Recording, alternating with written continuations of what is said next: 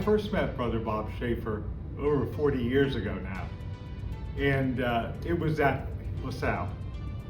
Granted, it was a very different LaSalle from today's LaSalle of the button-down, quarter-zip resume building student we have today. It was the LaSalle of flannel shirts, corduroy pants, wallabies, the East German surplus jackets that were worn out in the pit while you were smoking. That was the world of LaSalle then in the mid-'80s. And at one point in 1983, I met kind of a smiling, gregarious young sophomore, Bob Schaefer.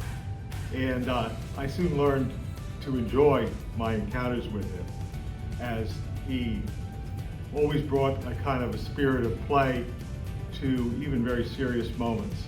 Back then and now, that was one of his characteristics. So I was fortunate enough to meet Brother Bob back in 2010 when I was doing my student teaching at Pittsburgh Central Catholic, where Brother Bob was the principal. And we quickly found out we had a lot of overlapping worlds from the same area, knew a lot of the same people, and we had an immediate connection that way.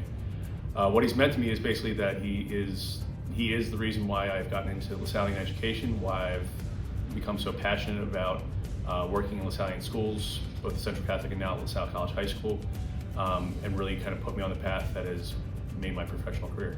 Bob's biggest accomplishment in life has been his impact on people, students, faculty, friends, and family. He is unique in that he has ability to see all things on both sides of an argument and able to have discussions and educate you in a way that's not talking down, that really kind of helps you understand the broader scope of things.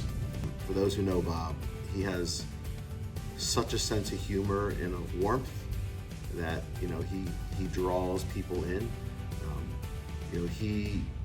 I think he really embodies one of the core principles of Lasallian faith is for the presence of God everywhere, the presence of Jesus in the hearts of others. And I know when he deals with, when he was in schools, when he was a classroom teacher, when he was a campus minister and a vice principal, he really treated people like he was meeting Jesus in them.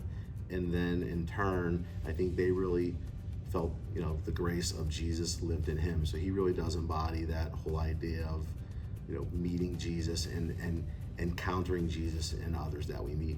Now, he has a very difficult job. In their song, A Touch of Grey, the Grateful Dead speaks about the ABCs we all must face and somehow keep a little grace. And that certainly is something that someone in Brothers leadership has to do. The actuarials are what they are. But while Bob has to manage those things, he doesn't let them run him. He remains focused on the schools as well, on what can make them Lasallian into the next century as they have been for the past 3.5, what they need to thrive, who needs to be involved with them. And I think one of the greatest gifts he'll have to the District of Eastern North America is the focus he's brought to quality education of all types and at all levels in our schools, and the passion he has for that.